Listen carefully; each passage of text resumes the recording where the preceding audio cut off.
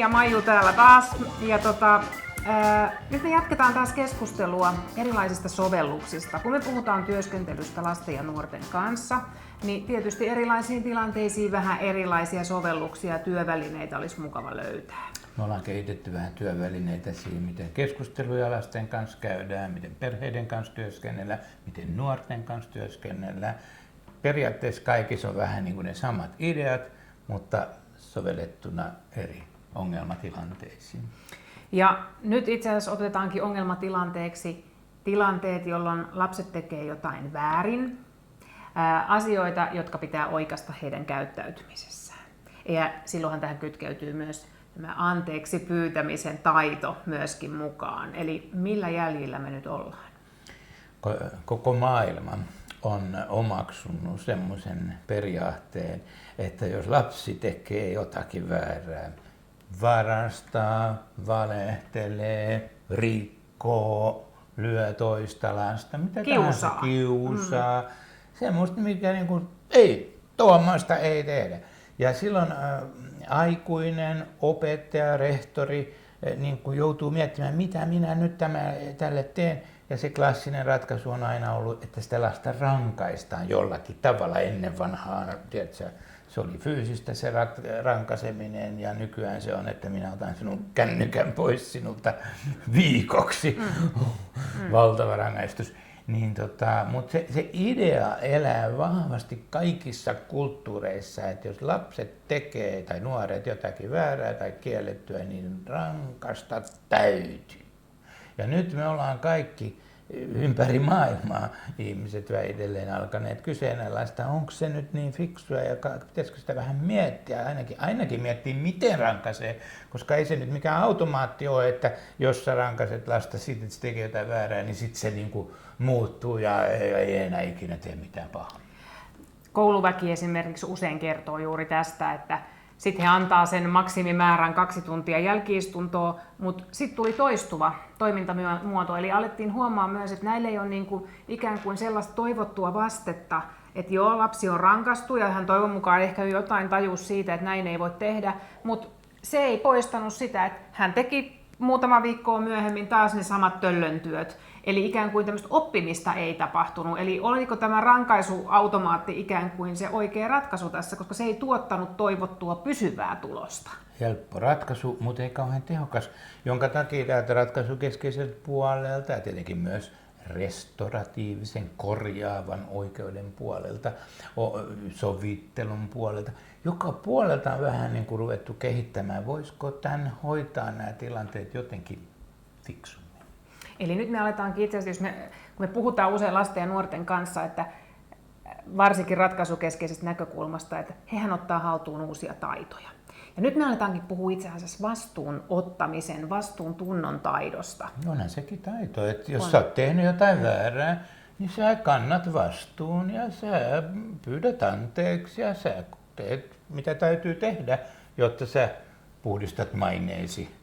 Ja myös vastapuoli, jos siinä on ollut toinen osapuoli mukana, niin hänkin kokee silloin tulleensa oikeudenmukaisesti kohdelluksi sen suhteen, miten tämä asia on hoidettu. Ja voi ainakin teoriassa antaa sulle anteeksi, jos on valmis antamaan sulle anteeksi. Okei. Eli nyt me puhutaan sovelluksesta vastuun portaat. Tähän vielä liittyy semmoinen tausta, että monta vuotta sitten oli semmoinen muoti, että kaikki ongelmat, mitä ihmisillä oli, ne aina selitettiin heikosta itsetunnosta johtuvaksi. Ja sitten tuli semmoinen niin kuin selitys, millä selitettiin kaikki maailman ongelmat. Ja sitten meiltäkin Tapanin kanssa pyydettiin jossain vaiheessa, että olisiko teillä jotain niin kuin ohjelmaa, jolla tätä lasten ja nuorten itsetuntoa voitaisiin kohottaa, jotta kaikki maailman ongelmat korjaantuisi. Ja sitten me vähän niin kuin vitsailtiin sitä Tapanin kanssa ja sanottiin, että hei, me ei oikein edes uskota, että ongelmat johtuu itsetunnosta. Että se olisi paljon tärkeämpi tämä vastuuntunto. Vastuuntunto on tärkeämpi asia kuin itsetunto jossakin mielessä. Ja sitten me ruvettiin tätä ehdottelemaan opetushallitukselle, että jos keskityttäisikin nyt tähän vastuuntuntoon, mutta sitten vastuuntunto on laaja käsite, mitä se tarkoittaa, mutta me nyt sitten siitä siivusta otettiin yksi siivu ja se siivu oli vastuuntunto on sitä, että jos sä oot tehnyt jotain, jos sä oot mokannut, sä oot tehnyt jotain väärää, niin sä oot valmis seisomaan sen tekosi takana ja pyytämään anteeksi ja korjaamaan sen vääryyden, minkä sä oot tehnyt. Ja tätä ideaa me lähdettiin kauppaamaan, että tätä pitäisi kaikille Suomen lapsille ja koululaisille opettaa. Ja kehitettiin aikoinaan Opetushallituksen kanssa oikein ohjelma sitä varten, jonka nimi oli sitten Vastuun portaat, jossa sitten ehdotettiin, että kun lapsi tai nuori, usein nuori on tehnyt jotakin väärää, niin että se ohjaava henkilö, joka voi olla vanhempi, tai se voi olla opettaja, tai se voi olla rehtori, tai se voi olla poliisi, tai se voi olla sosiaalityöntekijä, joka sitten keskustelee tämän nuoren kanssa, niin hänellä olisi semmoiset ohjenuorat, että jos sä käyt sen keskustelun suunnilleen näin, niin sitten sä voit ikään kuin coachata ja auttaa ja rohkaista sitä nuorta sen sijaan, että se kieltää ja sanoo, en mä mitään ole tehnyt ja muut on paljon pahempia ja vähättelee sitä tekoaan, niin että se alkaisikin sanoa, joo, mä tein tosiaan niin ja kyllä mä tajun itsekin, että se ei ollut oikein ja mä oon valmis tätä nyt jotenkin pahoittelemaan tai korjaamaan tekoni. Eli tässä tulee vahvasti tämä restauratiivisen oikeuden yksi vahva piirre, että voidaanko me sopia asioita niin, että kaikki säilyttää kasvonsa, koska se tekee ylipäätänsä mahdolliseksi sopia, koska kuin moni lapsi tai aikuinenkaan niin kuin suoraan sanoo, että niin kuin suostuu tunnustamaan edes saman tien, että joo, mä tein väärin ja nythän mä otan tästä opiksi. Se ei ole helppo myöntää. Ja sitten se lähtee siitä, että sanoo, että mä oon ymmärtänyt, että sä oot, tai mä oon kuullut, että sä oot tehnyt jotain tällaista, että mun mielestä tästä meidän täytyy nyt jutella ja mä haluan auttaa sua. Tässä on niin kuin tietty ero, kun sä oot tehnyt jotakin väärää ja mä haluan auttaa sua. Auttaa? Mä luulin, että mua rankaistaan, eikö mä autan sua. Sen sijaan, että sanot, että sä oot nyt tehnyt tämmöisen väärän jutun ja nyt me tulet ja selvitetään tämä asia. Se on jo vähän... Joo, ja sä maksat siitä vielä. Niin. Sä kärsit. Mutta tässä on niin, mä autan sua. Ai miten niin autat? No mä autan sua korjaamaan sen mokan, minkä sä oot tehnyt. Että jos joku on rikkonut ikkunan, niin mä autan sua miettimään, miten sä oot korjattua sen ikkunan ja pyydettyä anteeksi sen ihmiset, kenen ikkunan sä oot rikkonut. Niin mä oon tavallaan niin kuin auttaja. Ja jos mä onnistun auttamaan sua, niin sun kasvot säilyy ja sun maine ei huonone, vaan pikemminkin niin kuin paranee, koska se on maine huonontuu joku, sä menit rikkomaan sen. Tämä on vähän niin kuin maineen puhdistusohjelma samalla. Niin on. Okei. No viittasitkin jo siihen, että nämä portaat. Eli nämä portaat ikään kuin antaa meille ne ohjenuorat, että jos edetään näin askel kerrallaan, niin tietyt asiat tulee kaikki käytyä läpi. Ja siinä on se hyvä puoli, että on niin kuin transparentti, läpinäkyvä malli. Että ne portaat voidaan ikään kuin esittää nuorelle. Mä nyt ajattelen nuoria, kyllä tämä pienempienkin lasten kanssa, mutta sä voit esittää nämä portaat, sanoa, että käykö sulle, että mennään tällä systeemillä.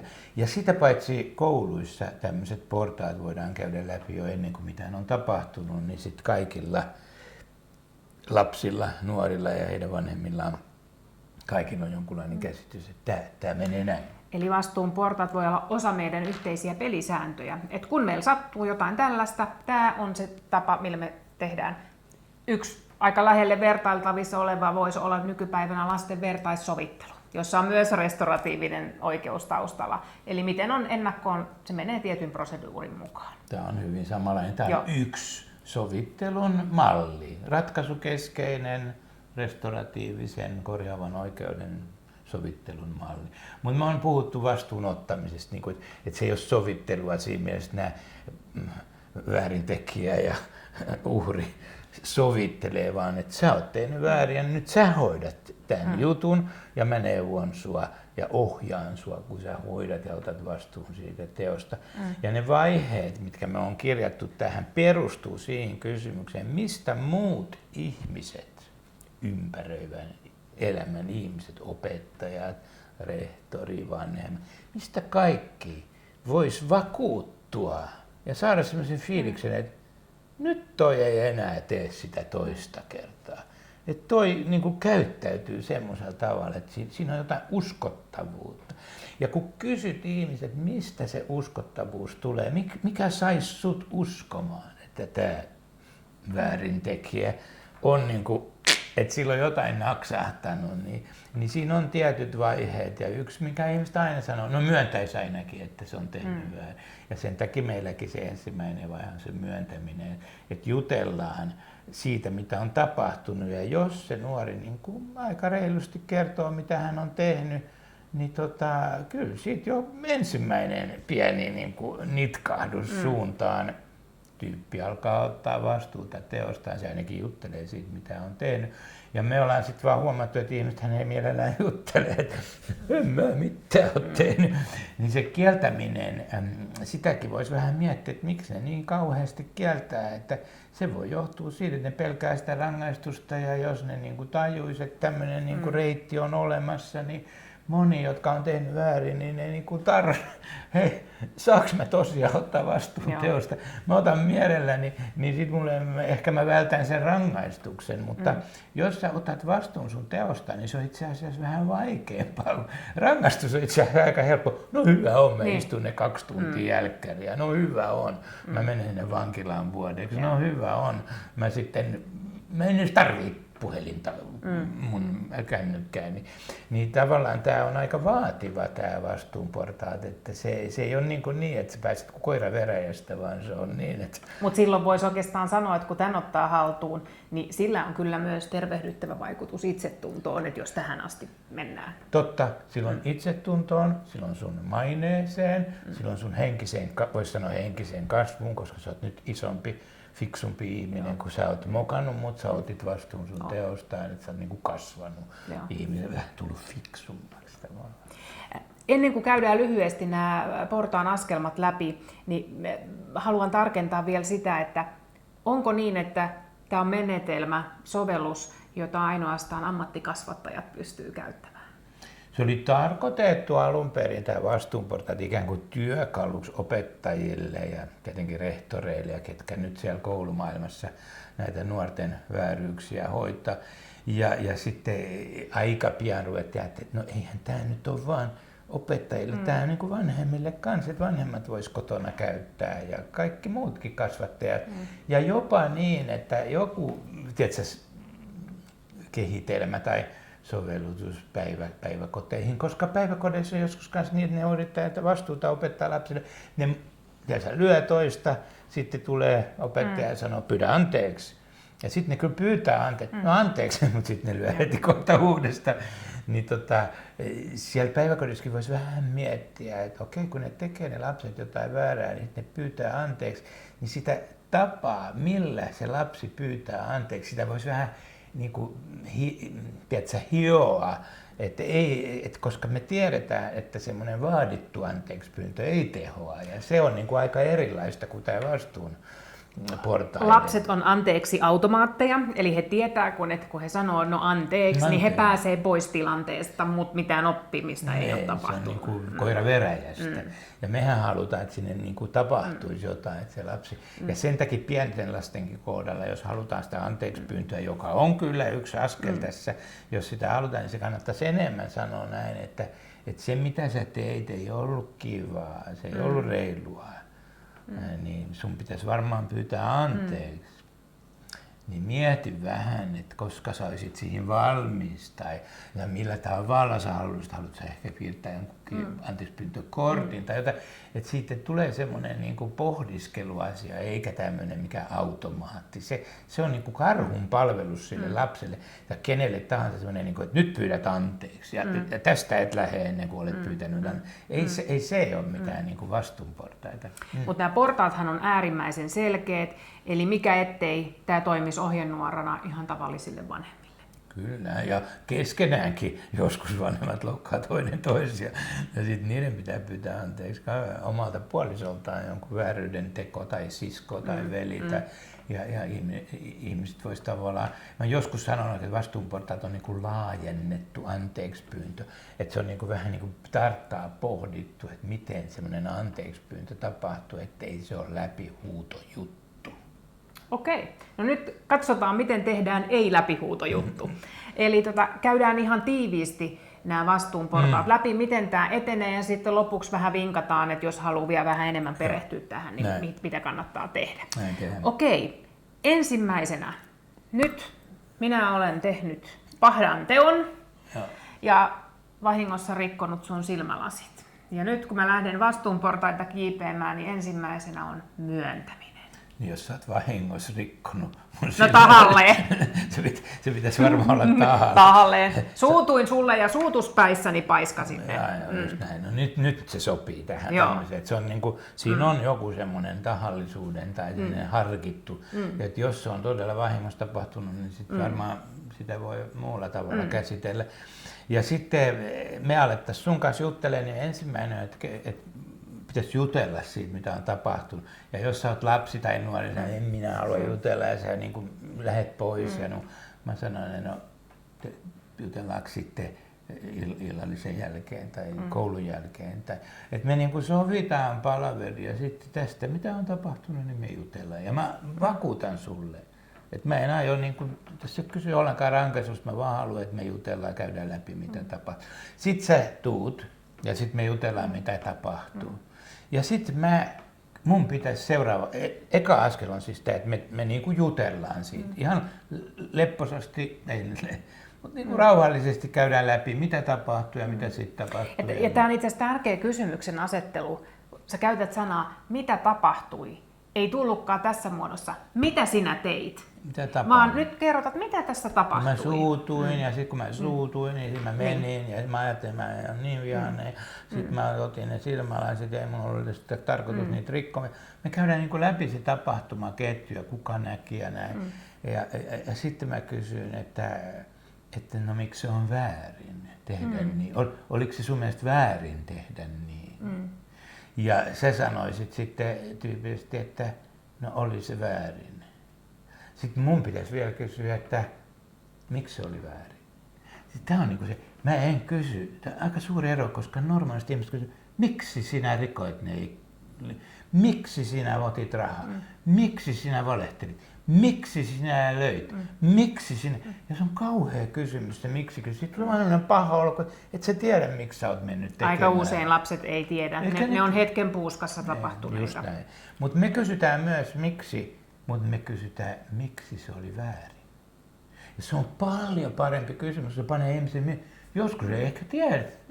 En mä tajun, että se oli väärin nostaa jonkun hametta tai tiedätkö, jotain seksuaalista häirintää tai jotain homoksi nimittelyä tai muuta. Ja sitten se tuli, että no miksi se on väärin, miksi ihmisiä ei saa kutsua homoksi. Eli ollaanko me nyt kiipeämässä jo seuraavalle askeleelle itse asiassa? Eli me puhutaan ymmärtämisestä. Myöntäminen, joka oikeastaan ei ole myöntäminen, se on niinku joo, näin tapahtui. Keskusteleminen siitä, mitä tapahtuu. Kyllä.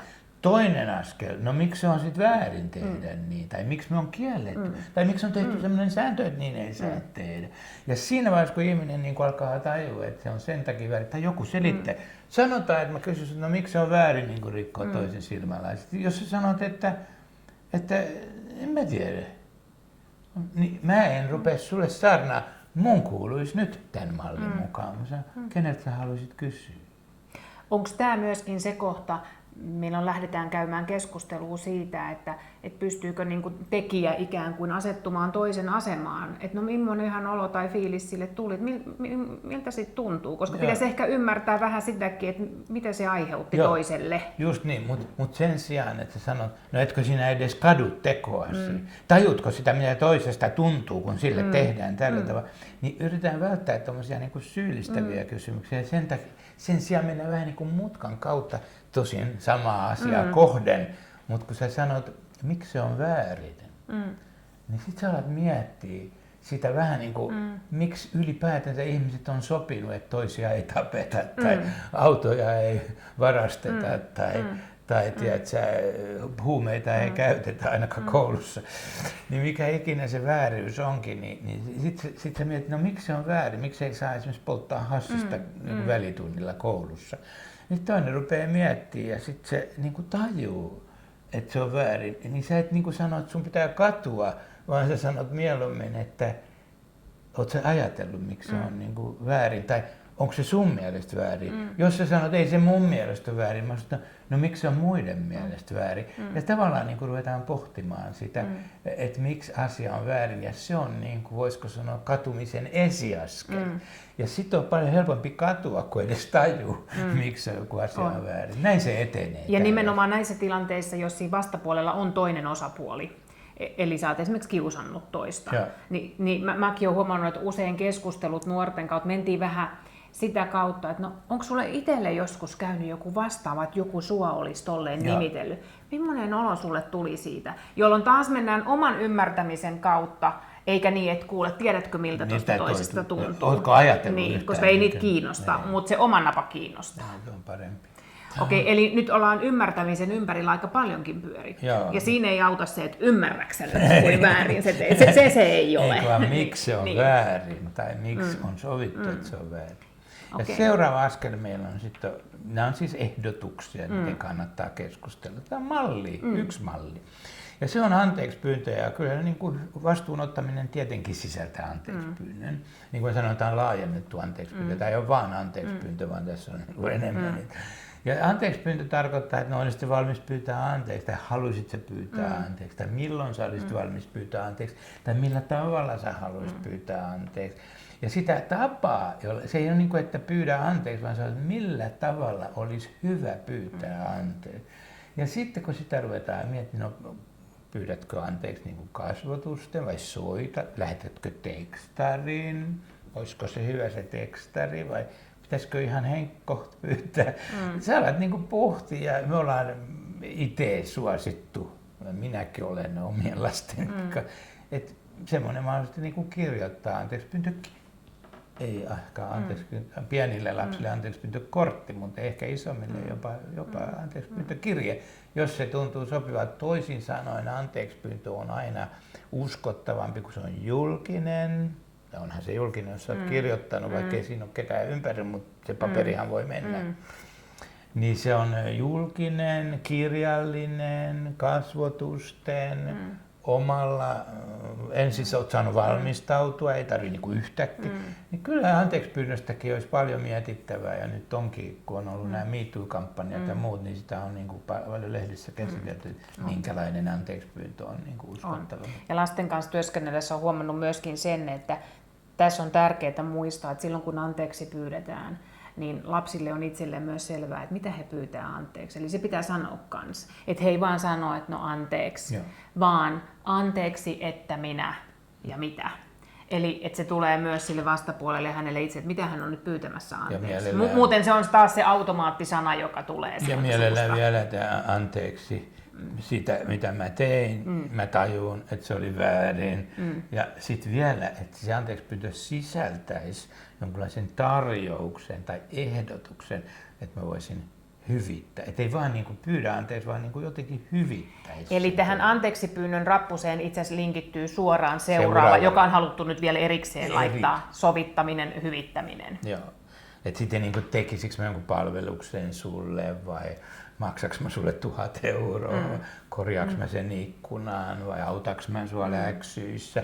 Jotain, mitä mun pitäisi tehdä, ja monet opettajat on tämän hoksannut, että sit kun se lapsi on tai nuori on tehnyt jotain pahaa, sanoo, että okei, nyt sä voit auttaa mua niin kuin tietokoneen kanssa tai niiden karttojen kanssa. Tai se saa jonkun tehtävän, jolla se sitten ikään kuin hyvittää. Ja tässä on aika tärkeää, että tämä sovittu hyvitys niin on aika yhteensopiva sen tapahtuneen vääryyden kanssa, että se ei ole mikään jättisuuri. Ja tässä on aikuisella aika iso rooli, että heidän tulee ehkä vähän valvoa sitä, että se pysyy järkevissä mitoissa. Toinen on, että varsinkin jos siinä on se toinen osapuoli, joka on ollut vääryyden kohteena, niin hän myös, että onko se hänen kannaltaan riittävä. Ja parempi, jos hän ehdottaa sitä, että se olisi niin kuin enemmän, että jos mä oon loukannut sua, no sä olit nyt rikkonut mun silmälasi, niin sit sun pitäisi kysyä muuten, että voiko mä jotain tehdä. Sitten mä voin sanoa, mä oon uudet silmälasit korvaukseksi tästä. Ja ne on yleensä aika selviä tämmöiset materiaaliset jutut. Mutta olen huomannut myös, että lapset ehdottaa aika kivoa, että mä oon monta kertaa esimerkiksi, että no olisiko se, että yhden välitunnin te tällä viikolla leikitte yhdessä ja ihan vaan kaksisteen. Ja lapset ehdottaa tämmöisiä esimerkiksi, kun on esimerkiksi ollut, että joku on suljettu leikistä pois. Ja ne on pitänyt aika hyvin. Mä annan sulle mun lempileekon. Se on hirvittävä uhraus vielä. Niin.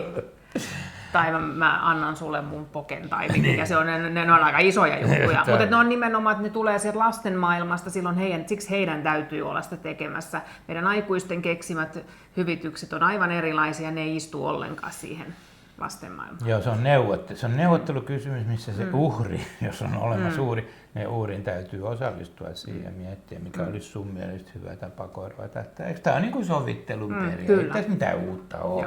Mutta myöntäminen nimellä kulkee täällä, mutta oikeasti tarkoittaa siis, että jutellaan mitä on tapahtunut, tajutaan minkä takia se oli väärin, sitten pyydetään anteeksi, sitten ollaan valmiit jotain tekemään kanssa, ettei nyt vaan jätetä sitä siihen.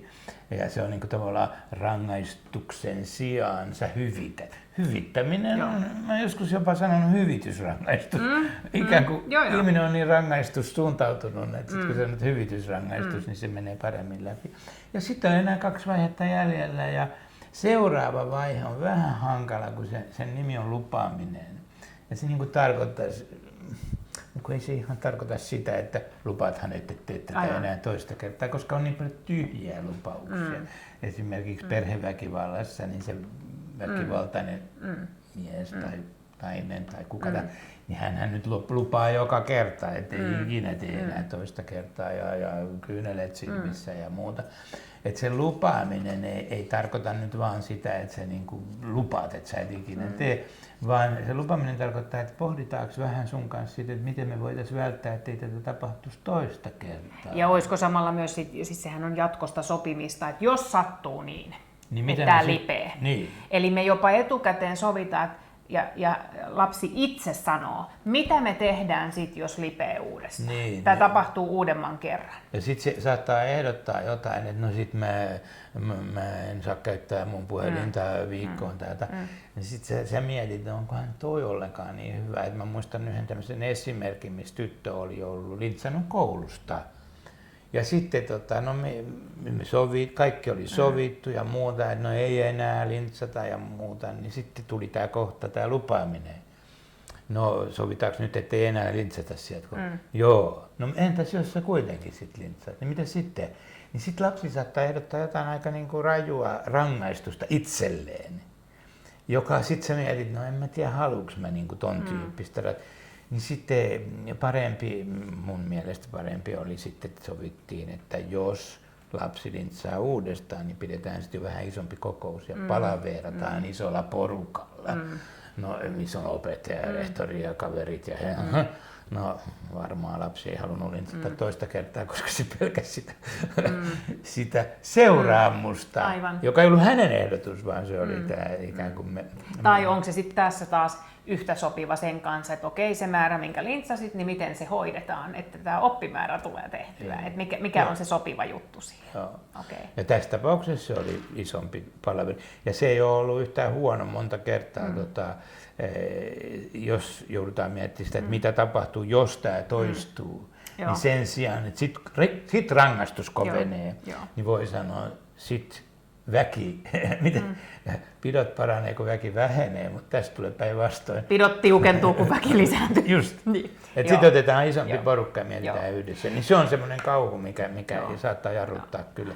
Sama perheväkivallassa, jos tämä toistuu, tämä uhkailu, niin sitten koko kyläyhteisö istuu täällä ja miettii. Ja tässä oikeastaan onkin ikään kuin tämä going public-ajatus, eli lupaamiseen liittyy usein se, ja kun tätä on hyvässä hengessä käyty tätä keskustelua, mä monen lapsen kanssa tehtiin, että esimerkiksi silloin kun tein koulussa töitä, niin me tehtiin usein, että luokka kuuli sen, että me ollaan nyt sovittu näiden kesken tämä asia, ja me sovittiin, että jatkossa tehdään näin ja näin, mutta kun koko luokkayhteisö tiesi siitä, niin tulee painetta. Niin siinä tuli myös yhteinen valvonta, mutta tämä työtapa piti huolen siitä, että tämä yksi ei joudu tavallaan sinne häpeälliselle penkille, koska sitten se on aina niin kuin se. Ja huomasin myöskin se, että kun sattuneista episodeista piti aina kotiin ilmoittaa vanhemmille, niin tuli aivan erilaisia viestejä myös minulta ammattikasvattajana, kun mun viestit oli aikaisemmin sellaisia, että tämmöinen tapahtui ja nyt täällä on tällainen tilanne ja he on kyllä pyytänyt anteeksi, voisitteko kotona vielä keskustella vakavasti lapsen kanssa tästä ja tästä ja tästä.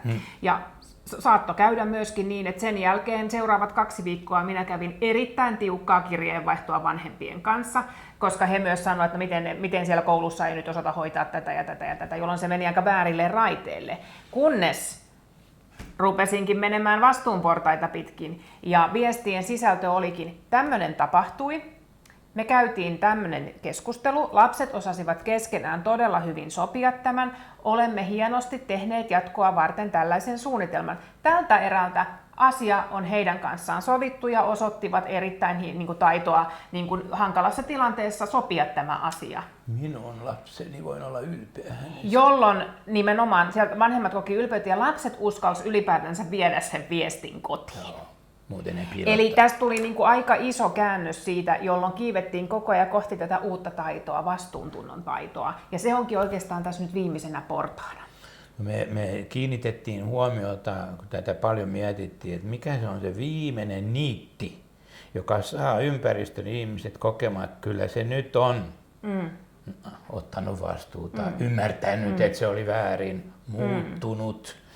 Niin se oli sitten se, että jos se ihminen, joka on sen vääryyden tehnyt, rupeaa sosiaalista vastuuta kantamaan siinä mielessä, että hän rupeaa huolehtimaan, ettei muutkaan kiusaa, ettei muutkaan varasta, ettei muutkaan tee sitä, ettei pikkuveli tee sitä, ettei kaverit tee sitä, että se tavallaan nousee hierarkiassa, yhteiskunnallisessa hierarkiassa jo seuraavalle asteelle. Hänestä tulee tämmöinen, ei nyt lainvalvoja, mutta hänestä tulee semmoinen coachi, joka, tiedätkö, päihdepuolella me tiedetään tämä, jotka on ollut huumausaineiden käyttäjä, alkoholisteja, niin sieltähän tämä idea tulee, että sitten miksi sä uskoisit, että joku on lopettanut juomisen, no se auttaa nyt muita, ettei ne ala juomaan tai että ne pääsee pois alkoholismista.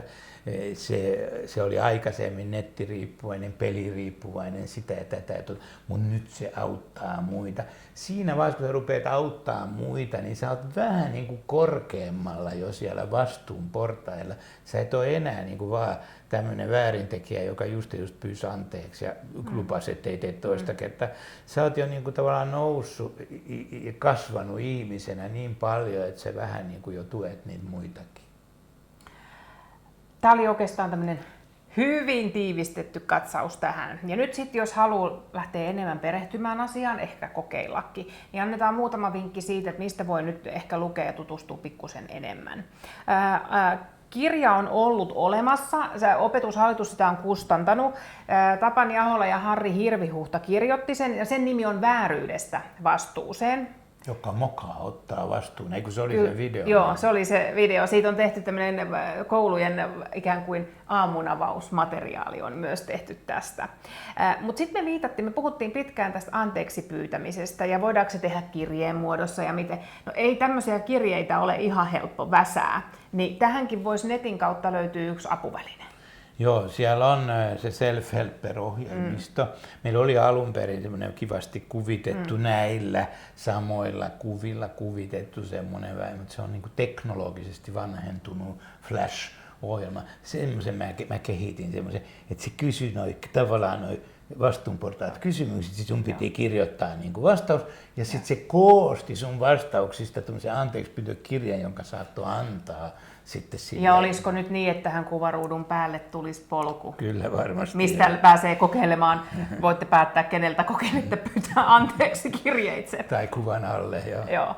Ja sitten on tietysti nettisivut, mitä kautta myös pääsee vähän. Et Muksuoppi-sivuilla on, sit kun vähän scrollaa sitä sivua alaspäin, niin siellä on ihan oikein vastuunportaat ja kuva, klikkaat, niin sitten se tuut ihan semmoiselle ikivanhalle. Siitä on niin monta vuotta, kun se tehtiin se graafisesti vanhan aikana. Mutta ihan täysin kurranttia tavaraa, niin meillä on siellä nämä kaikki askeleet on käyty läpi esimerkkien avulla ja koko tämä idea on selkeästi esitetty.